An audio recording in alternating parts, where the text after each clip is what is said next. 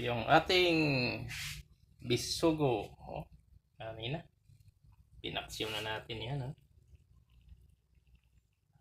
Sinimplahan lang natin to ng asin, paminta, bawang, sibuyas, luya. Yan, no?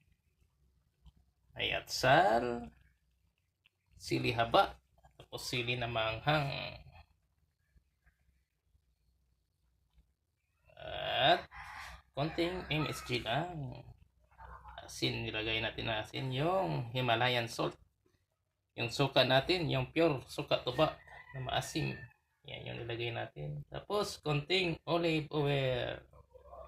Spicy paksiw, sariwang bisugo recipe. Yan,